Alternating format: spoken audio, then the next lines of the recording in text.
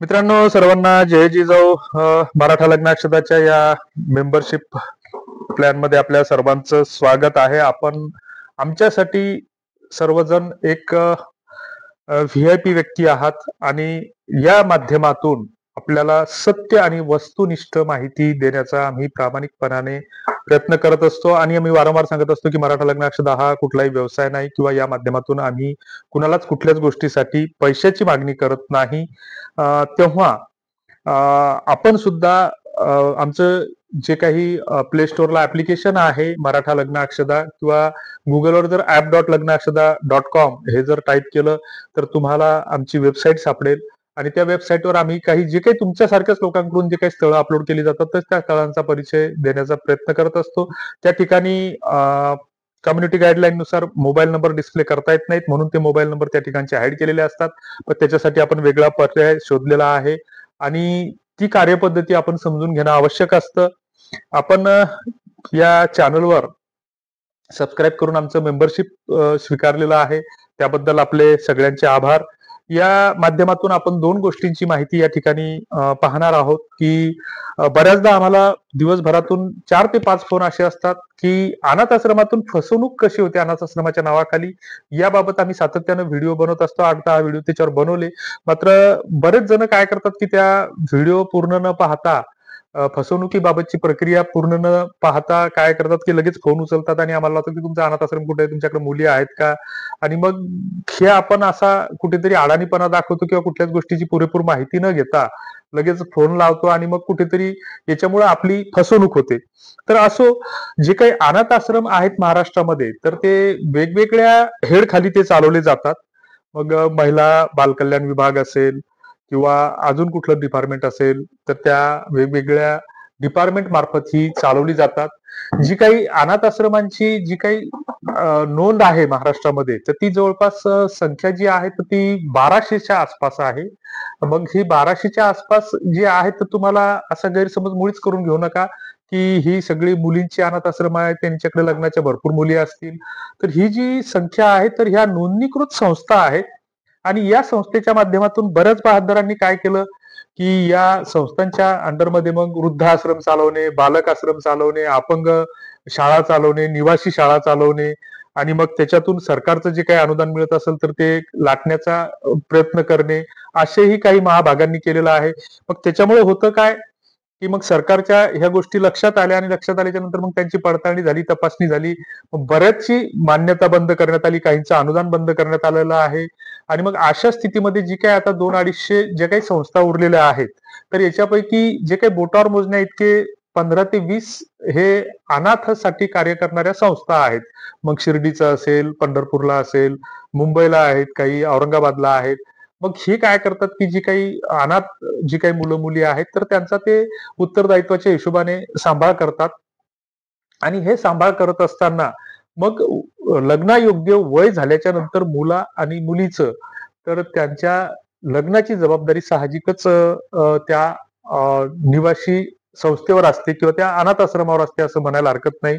मग याच्यामध्ये काय ठरलेलं असतं की पहिल्यांदा बऱ्याच अनाथ आश्रमाचे हे प्रत्येकाचे बायलॉज नियम हे वेगवेगळे असतात. त्यांचे जे काही व्यवस्थापन असतं तर त्या व्यवस्थापन हे त्यांचे ते नियम ठरवण्याचे त्यांना अधिकार असतात की बा आपल्याला प्रवेशाची वेळ जशी उदाहरणार्थ 11 ते 5 या वेळात बाहेरच्या व्यक्तींना प्रवेश द्यायचा नाही द्यायचा, की 2 वाजता द्यायचा किंवा द्यायचाच नाही किंवा आठवड्यातून 1 दिवस ठेवायचं, हे नियम त्यांचे राखीव असतात. बाकी मग जे काही असतात सरकारच्या नियमाच्या अधीनस्थ हे संस्था चालत असतात. आता मग राज्यामध्ये जे काही विवाहयोग्य मुलींची संख्यांची जर पडताळणी केली तर ही माहिती गोपनीय असते, जाहीर करता येत नाही. आणि याच्यावर जे काही म्हणजे नियंत्रण असतं तर ते महिला बालकल्याण विभागाचं असतं. बऱ्याचदा काही मुली ह्या कोर्टाकडून तिथे स्थानांतरित झालेल्या असतात किंवा कोर्टाच्या आदेशानुसार झालेल्या असतात किंवा ज्याला आपण बाल सुधारगृह वगैरे म्हणतो किंवा बऱ्याचदा मग याच्यातून काही गैरप्रकार पण समोर येतात. तर अशा स्थितीमध्ये काही जर कायदेशीर गोष्टी असतील तर त्याची पूर्तता त्या अनाथ आश्रमांना करावी लागते. परवानगी असली तर परवानगी घ्यावी लागते. आणि मग ज्या काही अनाथ आश्रमामध्ये मुलं मुली असतात तर पहिल्यांदा 18 वर्षाची मुलीचं वय झाल्याच्या नंतर तिचा लग्नाच्या बाबत विचार केला जातो आणि मग तिला त्याबाबत विचारलं जातं. तिची पसंतीला पहिल्यांदा प्राधान्य दिलं जातं. बऱ्याचदा असं होतं की बाबा एखाद्या अनाथ आश्रमामध्ये 4 मुलं असतात, 2 मुली असतात, तर त्यांच्यातल्या त्यांच्यातच ते जर कर्तृत्ववान असतील तर त्यांच्यातल्या त्यांच्यातच लग्न लावण्याचा बऱ्याचदा प्रयत्न होतो. किंवा मग एखादा अनाथ आश्रम जर समजा त्यांना काही असले तर त्यांच्या पद्धतीनं त्यांच्या नियमानुसार ती नोंदणी प्रक्रिया अवलंबत असतात. साठीचा जो काही तपशील असेल तर तो त्यांच्या नियमानुसार ते देत असतात. बाकी असं गेट पास द्या, 7,000 भरा, 5,000 भरा असं काही नसतं. आणि अशा त्या माहिती त्यांना सार्वजनिक करता येत नाहीत, कुणालाच करता येत नाहीत त्या. हे नियम आपण समजून घेतले पाहिजेत. आता अनाथ आश्रमामध्ये लग्नासाठी मग पहिल्यांदा बऱ्याचदा एक कॉमन जो नियम असतो, तर त्याच्यासाठी जर एखाद्या अनाथ आश्रमाकडे मुलीचं स्थळ असेल, तर पहिल्यांदा जी काही गरजू असतील किंवा ज्यांना अशी खरंच मनातून इच्छा असेल की आपण एखाद्या अनाथ मुलीचं भलं करू, तर त्यांनी डायरेक्ट त्या अनाथ आश्रमाशी संपर्क करणंच योग्य राहील. कारण असं फोन कॉलवर किंवा अशी कुठूनच माहिती मिळत नसते. हे पहिल्यांदा ध्यानात घ्या. किंवा तुम्ही ज्या जिल्ह्यामध्ये राहता, तर तुमच्या जिल्ह्याच्या ठिकाणी महिला व बाल कल्याण विभागाचं ऑफिस असतं, तर त्यांच्याकडे या नोंदणीकृत सगळ्या संस्थांची यादी असते. त्यांच्याकडून तुम्ही ती प्राप्त करून घेतली पाहिजे. आणि मग त्या संस्थेचे जे काही निकष असतील, नियम असतील, तर त्याची पूर्तता जर तुम्ही करत असाल, पूर्ण करत असाल, तर तुम्ही त्या अनाथ आश्रमाशी संपर्क करू शकता. बऱ्याच अनाथ आश्रमांना आता असे त्यांना काही बोर्ड डिस्प्ले करावे लागले किंवा तुम्हाला जर आमच्या ठिकाणी भेट द्यायची असेल, तर पहिल्यांदा पोलीस स्टेशनला तुम्ही जाऊन अर्ज द्या. कारण हा खूप त्रास अलीकडच्या काळामध्ये वाढत होता. आणि मग काही आश्रमाचे असे नियम असतात की बाबा एखाद्या मुलीसोबत जर लग्न करायचं असेल तर मुलांच्या संपत्तीपैकी त्या संपत्तीतील ठराविक वाटा म्हणजे 30 ते 50% पर्यंत म्हणा, तर तो त्या मुलीच्या नावानं करून देणं आवश्यक असतं. कारण बऱ्याचदा असं होतं की आपल्याकडे जे काही पारंपरिक पद्धतीने लग्न होतात, तर बऱ्याचदा आपल्याकडे अशा यावर्षी भानगडी समोर आलेल्या आहेत की बऱ्याचदा कुंकवाचा कार्यक्रम होतो, पाहुणकीचा कार्यक्रम होतो आणि तो कार्यक्रम झाल्याच्या नंतर ती सोयरी कुठल्या तरी कारणानं मोडते किंवा लग्नानंतर नवरा बायकोचं पटत नाही, कोर्टामध्ये खटले दाखल होतात. ते खटले दाखल होण्याचं प्रमाण जे वाढलेलं आहे, तर ई कोर्टच्या साईटवर जर तुम्ही गेलं तर तिथे तुम्हाला बऱ्याच असं दिसेल प्रमाण किंवा घटस्फोटासाठी जे काही खटले प्रलंबित आहेत, तर ते 12 लाखाच्या आसपास आहेत असं सांगितलं जातं. आणि मग हे जर असेल तर हा एक समाजातला एक गंभीर वास्तव आहे. आणि मग अशा स्थितीमध्ये एखाद्या अनाथ मुलीला जर आपण लग्न करून घरी आणलं, 4-6 महिन्यात तिचे आणि आपले वाद व्हायला लागले, पटलं, तर असं चालत नसतं की बावला बावलीचा खेळ आहे, चाललं तोपर्यंत चाललं आणि नंतर मोडून टाकलं. कारण अनाथ आश्रमातून जर एखाद्या मुलीला मागणी होत असेल आणि एखाद्या मुला-मुलीची पसंती होत असेल, तर त्याच्यानंतर त्याची बरेच अनाथ आश्रमाशी त्या मुलाची गुप्तपणे चौकशी करतात की बाबा त्यांची सामाजिक प्रतिष्ठा कशी आहे, मुलाच्या कुटुंबामध्ये कोणी व्यसनी आहे का, मुलगा किती कमावतो, कारण दोघांचं पालन पोषणची जबाबदारी त्या मुलावर पडणार असते. त्याच्यानंतर त्या गावातील, त्या वेटळातील लोक त्या मुलीला पुढे चालून भविष्यात टोमणे नाही दिले पाहिजे तुला, की तुझ्या आई वडिलाचा पत्ता नाही, तू अनाथ आश्रमातील आहे, घालून पाडून कोणी बोललं नाही पाहिजे का. मग त्या ग्रामपंचायतला त्या तसं लेखी द्यावं लागतं की बा आम्ही या मुलीला स्वीकारण्यास, सांभाळ करण्यास तयार आहोत. ग्रामपंचायत नसेल त्या ठिकाणी नगरपालिका असेल तर ते तसं लेखी देतील त्यांचा ठराव, ते त्यांचं उत्तरदायित्व स्वीकारतील. या सगळ्या प्रक्रियेतून जावं लागतं आणि मग हे गेल्याच्या नंतर कुठंतरी लग्न ते होत असतात.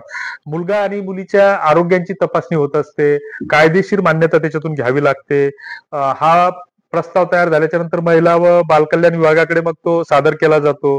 काही अनाथालयामध्ये कोर्टाच्या मंजुरीची आवश्यकता असते, कारण ते कोर्टाच्या देखरेखीखाली त्या मुलं मुली असतात. तर ह्या सगळ्या सोपस्कारातून जावं लागतं. तर याच्यामध्ये जे काही 2-3 नावं तुम्हाला आम्ही सांगणार आहोत, तर शिर्डीमध्ये आहे, कोल्हापूरमध्ये आहे, मुंबईमध्ये अनेक ठिकाणी आहेत. मात्र आमचं घर जे काही ऑर्फन्स गृह आहे किंवा हेल्प चॅरिटेबल ट्रस्ट नावाचा जे काही मुंबईला आश्रम आहे, तर तो सुद्धा आहे. त्याच्यानंतर खाली आम्ही डिस्क्रिप्शन बॉक्समध्ये आमचा व्हॉट्सअप क्रमांक देत आहोत. तर त्या ठिकाणी जर कोणी मागणी केली तर आम्हाला जर व्हॉट्सअपला तुम्ही मेसेज टाकला किंवा आम्हाला नंबर द्या, संपर्क क्रमांक, तर तो संपर्क क्रमांक याची खात्री देता येणार नाही की तो चालू आहे, बंद आहे. मात्र आम्हाला जो एका पेड साईटवरून प्राप्त झालेला आहे, तर तो आम्ही इथं घेतलेला आहे. त्याच्यानंतर कोल्हापूरमध्ये एक बाल कल्याण संकुल महिला आधारगृह आहे, तर त्या ठिकाणी तुम्ही डायरेक्ट जाऊन शोध घेऊ शकता. शिर्डीमध्ये साई आश्रय अनाथालय आहे. तेही बरंच चांगल्या पद्धतीनं काम करतात, त्यांचीही कार्यपद्धती चांगली आहे. तर त्या ठिकाणी तुम्ही डायरेक्ट जाऊन शोध घेऊ शकता. उगाच कोणाच्याही फोन कॉलवर पैसे भरून फसू नका, हे आमचं नेहमीचं आव्हान आहे.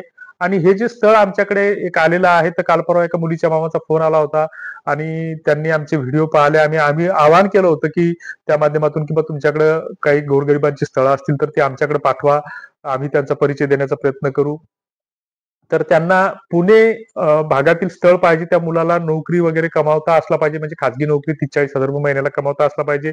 त्याला स्वतःचं घर असलं पाहिजे आणि जर तो चांगल्या पद्धतीनं सेटल असेल किंवा म्हणजे अशी फारशी सरकारीच नोकरी असली पाहिजे किंवा मुलगी दिसायला सुंदर आहे आणि त्या मुलीसोबत जर तुम्हाला संपर्क करायचा असेल, तर खाली आमचा मेल आयडी दिलेला आहे डिस्क्रिप्शन बॉक्समध्ये. तर त्या मेल आयडीवर तुमचा बायोडाटा, जर तुम्ही पुणे जिल्ह्यातीलच असाल तरच फक्त संपर्क करा, अन्यथा बाकी कोणी करू नका. तर त्या मुलीच्या मामाकडे आम्ही तो पाठवू, त्यांचा आणि तुमचा संपर्क करून देण्याचा प्रयत्न करू. बाकीची पडताळणी तुम्ही करायची असते. याच्या पलीकडे लग्न अक्षताची कुठलीही जबाबदारी नाही किंवा आम्ही कुठलीही जबाबदारी स्वीकारत नाही. योग्य ती खातरजमा केल्याच्या नंतरच तुम्ही ती तुमच्या लेव्हलवर बोलणी केली पाहिजे आणि मेलवर तुम्ही तुमचा बायोडाटा, तुमचा एक फोटो आणि तुमची कौटुंबिक माहिती लिहून पाठवली पाहिजे. तुम्ही काय व्यवसाय करतात ते पाठवलं पाहिजे, म्हणजे ती माहिती आम्ही त्या मुलीच्या मामाकडे पाठवू आणि त्यांचा आणि आमचा जो काही संवाद झाला तर त्याची कॉल रेकॉर्डिंग आम्ही पुढे देत आहोत. सामाजिक सभ्यतेच्या हिशोबाने कुणाची कॉल रेकॉर्डिंग व्हायरल करणं हे योग्य नसतं, याची जाणीव आम्हाला आहे आणि आम्ही कुठल्याच गोष्टीची खात्री देत नाही किंवा पुष्टी करत नाही. हे आमचं डिस्क्लेमर आहे. जे काही स्थळांचा परिचय देणे आणि लग्न जुळविण्यासाठी मदत करणे, याच्या पलीकडे लग्न अक्षताची कुठलीही जबाबदारी नाही. कोणतीच जबाबदारी आम्ही स्वीकारत नाही. तुर्तास धन्यवाद. जय जिजाऊ.